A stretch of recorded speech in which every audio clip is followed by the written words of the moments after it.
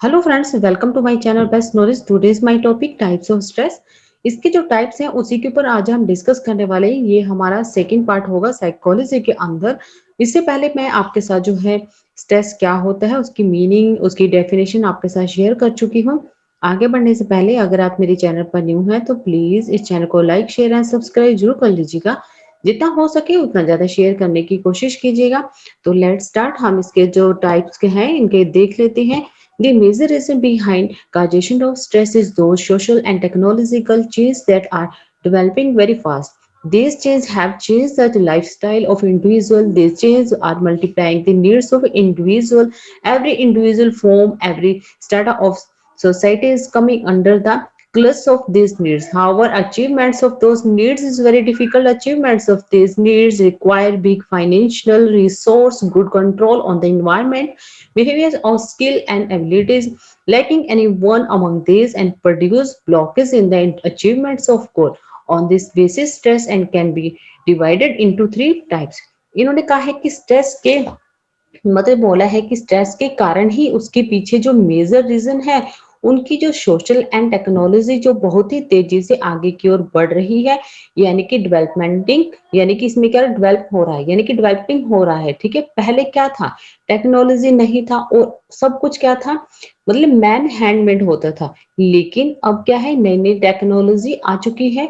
हमारे हर चीज को क्या होता है, हैंडमेड नहीं किया जाता, सब कुछ मशीनों से बनता है। ठीक है, टेक्नोलॉजी ने सब कुछ ही क्या किया, सबकी लाइफ को चेंज करके रख दिया है। ठीक है, सब कुछ बदल दिया है। तो ये जो बदलाव हुआ है ये एक पर्सन की जरूरतों को भी बढ़ा रहे हैं। इसमें क्या होता है, जो सोशल के हर एक पर्सन को नीड्स की रिक्वायरमेंट हो चुकी है कि वो इस चंगुल में फंस चुका है, वो बुरी तरह से फंस चुका है। ठीक है, वो इस चंगुल में, वो क्या होता है, वो इस चंगुल से भी नहीं निकल पा रहा है क्योंकि उसकी काफी सारी नीड्स को पूरा करने में लगा रहता है। ठीक है, हालांकि इस नीड्स को पूरा करने या नीड्स को हासिल करना बहुत ही मुश्किल हो चुका है। ठीक है, इस अचीवमेंट की इतनी नीड की रिक्वायरमेंट हो गई है कि बड़ा फाइनेंशियल रिसोर्स करता है। ठीक है, और इस इन्वायरमेंट पर अच्छे से कंट्रोल करता है और स्किल एंड एबिलिटी को भी उसे क्या कहते हैं, काफी जरूरत होती है।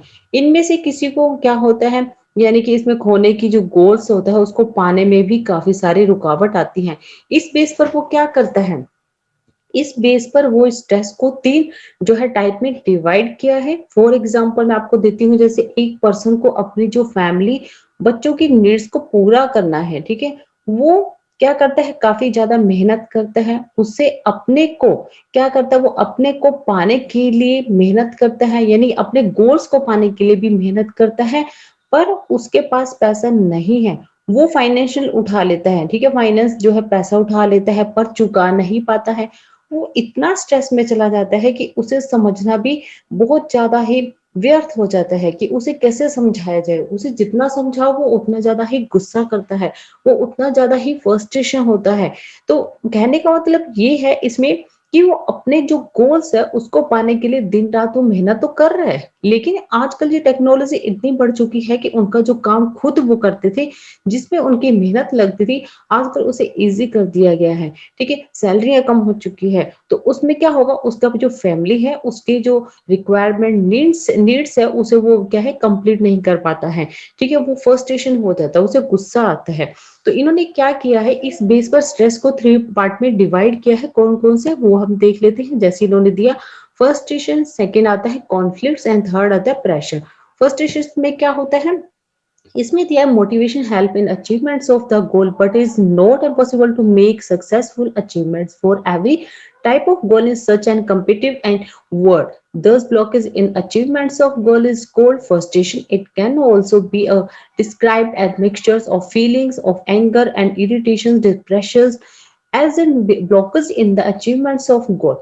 For example, a student wanted to be a doctor and makes to all effort to clear the PMT but unable. Take another example, an honest person wanted to work honestly but the corrupt people do not allow him. अब इसमें आपको क्या बता रहा है कि motivation goals की achievement में हेल्प करते हैं, लेकिन इसके कंपेटिटिव वर्ल्ड में हर टाइप के गोल्स के लिए कुछ खास सक्सेसफुल नहीं होता है। इस टाइप के गोल के सक्सेसफुल में काफी सारी जो है रुकावटें भी आती है, यानी कि ब्लॉकेज आती है, जिसे फ्रस्ट्रेशन कहा जाता है। ठीक है, तो वो क्या होता है, इस गोल की सक्सेस में भी रुकावट आती है तो वो गुस्सा होता है, जलन महसूस होती है, वो हीन भावना फील करता है। इसे आगे जो है उन्होंने एग्जाम्पल दी है, जैसे एक जो स्टूडेंट्स है वो डॉक्टर बनना चाहता है और पीएमटी को क्लियर करने के लिए वो क्या करता है, बहुत ज्यादा मेहनत करता है, सभी टाइप्स का प्रयास करता है, लेकिन वो डॉक्टर बनने के लिए बहुत ज्यादा मेहनत कर रहा है। ठीक है, वो सभी टाइप का जो है प्रयास करता है, ठीक है, मेहनत करता है, लेकिन फिर भी वो क्या करता है, मतलब हार जाता है। ठीक है, जैसे एक एग्जांपल और है इसमें कि जैसे एक ईमानदार व्यक्ति जो होता है ईमानदारी से काम करना चाहता है, लेकिन वो क्या करता है, उस लोग उसे क्या अलाउ नहीं करते हैं। ठीक है, मतलब इसमें क्या होता है, आप जितना भी मेहनत कर रहे हो इसके अंदर, लेकिन बहुत ज्यादा प्रयास कर रहे हो, लेकिन क्या हो रहा है, आपको सक्सेसफुल नहीं मिल पा रही है। आप बहुत ज्यादा क्या हो जाते हैं, उसमें इरिटेशन हो जाती है आपको। ठीक है, इसमें आपको क्या होता है, फ्रस्ट्रेशन हो जाता है, गुस्सा आता है, इसमें आप डिप्रेशन में चले जाते हो। आपकी क्या होती है, वो एक बाधा बन जाती है, यानी कि वो ब्लॉकेज हो जाती है। आपका गोल्स तो आप पाने के थोड़ी ही दूरी पर होते हो, लेकिन क्या होता है कि आप ऑन द स्पॉट पर ऐसा कुछ हो जाता है कि आप जो है उस चीज को जो है पा नहीं पाते हो। तो आपको क्या होगा, गुस्सा आएगा। ठीक है, और क्या होगा, डिप्रेशन में चले जाओगे।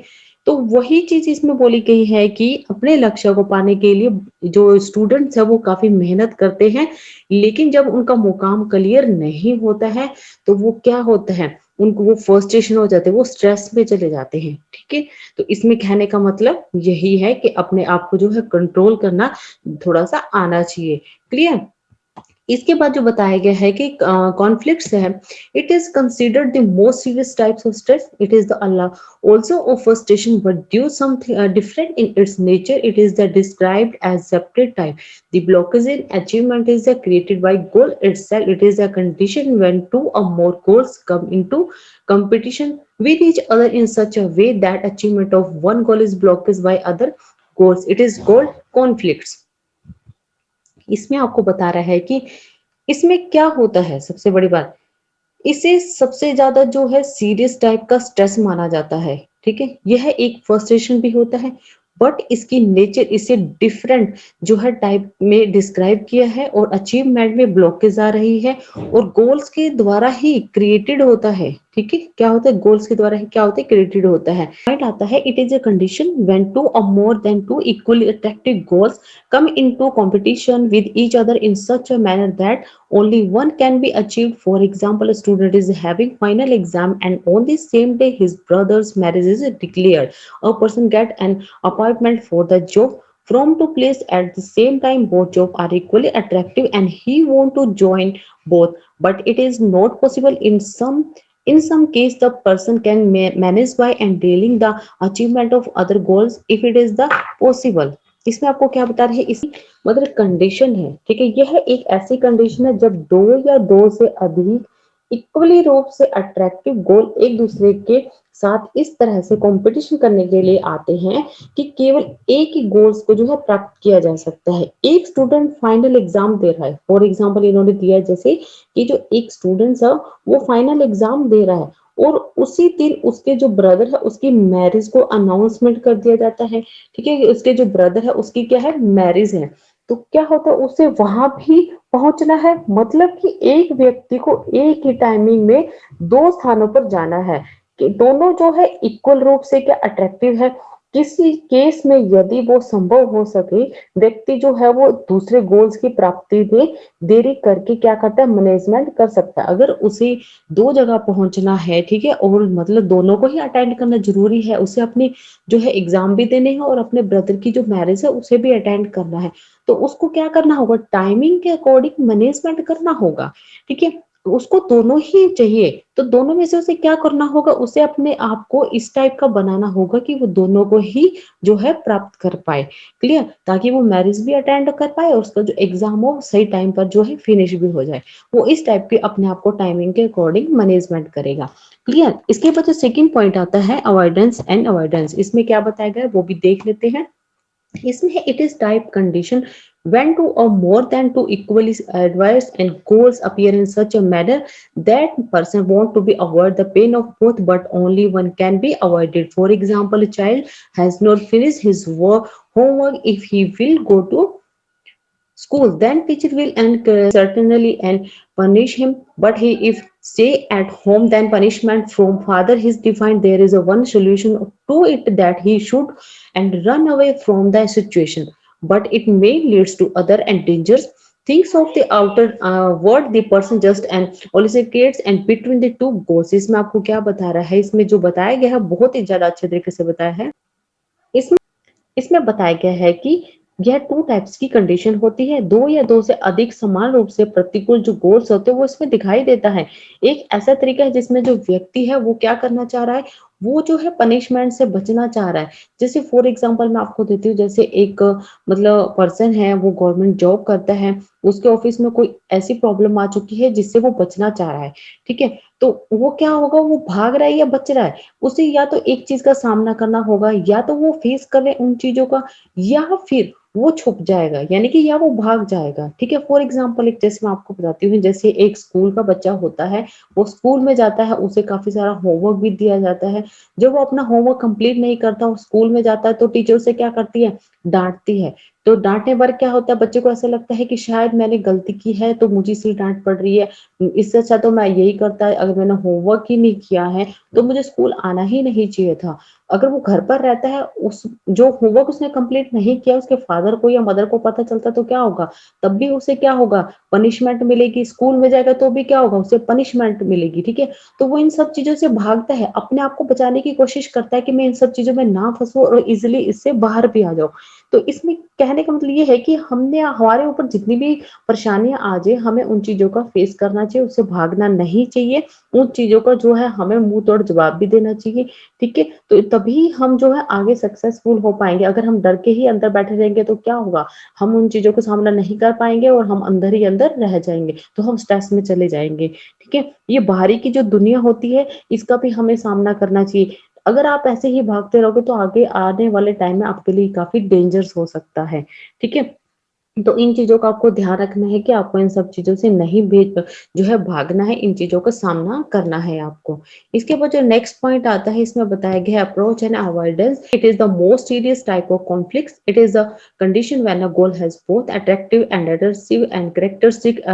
attractiveness of the goal attract for the achievement, but the arrives and characteristic repel back. An individual move and toward the goals of achieve the attractive part of goal, but replayed back with the adversive part of goal. For example, an individual got a good job, but for this he has to stay away from home in the distressed and place. He cannot leave the job, but also cannot live in devastated place. But both conditions cannot be separated. Either he has to leave the job to avoid living a distracted place, or he has to live in the distracted place with job. Sometimes the goal may have many and attractive and adversive characteristics, then it is called a multiple approach and avoidance and conflicts. इसमें आपको ये बता रहा है, यह एक सबसे जो है सीरियस टाइप का कॉन्फ्लिक्ट्स होता है। ये एक ऐसी कंडीशन है कि जब गोल्स में अट्रैक्टिव और एडर्सिव के जो इसमें जो गोल दिखाई देते हैं, लक्षण जो दिखाई देते हैं, सिम्टम दिखाई देते हैं, goals he attractiveness and achievement के लिए अट्रैक्टिव करती है, लेकिन पीछे हटने के रिपेल भी जो है करेक्टरिस्टिक होती है। गोल्स के अट्रैक्टिव पार्ट को पाने के लिए एक व्यक्ति गोल के और आगे बढ़ता है, लेकिन गोल के पीछे भागता है पर पीछे हट जाता है। फ्रॉम जैसे इन्होंने एक जो इसमें सबसे बढ़िया तरीके से एक एग्जाम्पल दिया है, जैसे एक व्यक्ति को अच्छी नौकरी मिली है, ठीक है, लेकिन इसके लिए उसे उस घर से दूर किसी सुनसान जगह पर रहना पड़ता है। वह नौकरी नहीं छोड़ सकता, ठीक है, उसे जॉब तो मिली है लेकिन ऐसी जगह मिली जहां पे वो सुनसान जो एरिया होता है, वहां पर जो है उसे जॉब मिली है, लेकिन वो उसे छोड़ भी नहीं सकता। लेकिन वो जो सुनसान जगह पर नहीं रह सकता है, लेकिन दोनों अगर स्थितियों को अलग नहीं किया जा सकता, तो उसे सुनसान जगह पर रहने से बचने के लिए नौकरी छोड़नी होगी, या उसे नौकरी के साथ ही उसे जो है सुनसान जगह पर रहना होगा। कभी-कभी गोल्स में ऐसी जो है अट्रैक्टिव जो प्रतिकूल जो कैरेक्टरिस्टिक्स होती है वो दिखाई देती हैं, ठीक है? इसको हम बोलते हैं अप्रोच एविडेंस बोलते हैं, ठीक है? तो इसमें क्या है कि आपको इन सब चीज़ों का देखना चाहिए, चाहे तो आप जॉब करना चाहते हैं तो आपको करनी ही पड़ेगी, चाहे वो कैसी भी कंडीशन में क्यों ना हो। अगर आपको उस जगह पे रहना ही नहीं है तो आपको समझौता तो करना ही पड़ेगा किसी न किसी चीज़ को लेकर के। इसके ऊपर जो 4th पॉइंट आता है उसके ऊपर भी हम देख लेते हैं कि इसमें क्या बताया गया है। आता है multiple approach evidence and conflicts. Multiple approach evidence conflict is a complicated form. The approach evidence conflicts when one of the characteristic is attractive, one replace it is the simple approach avoidance conflict. ठीक है, but situation that human faces and complicated the situation may have more than one attracted or positive characteristic and more than, मतलब इसमें कहने का मतलब ये है कि आप इसे एक बार ज़रूर पढ़ लीजिएगा। और इसमें बताया गया है कि जैसे multiple approach and avoidance conflicts में बताया गया है कि इसमें कॉम्प्लिकेटेड होता जा रहा है। ये दिनों-दिन क्या होता जा रहा है, कॉम्प्लिकेटेड होता जा रहा है। जब एक कैरेक्टरिस्टिक जो अट्रैक्टिव एंड रिपेल्सिव होती है तो ये सिंपल अप्रोच अवॉइडेंस कॉन्फ्लिक्ट्स होता है। इन सिचुएशन में से एक से अधिक अट्रैक्टिव और पॉजिटिव सिम्पटम है। इसमें क्या होता है, एक से ज़्यादा रिपल्सिव एंड नेगेटिव हो जाता है।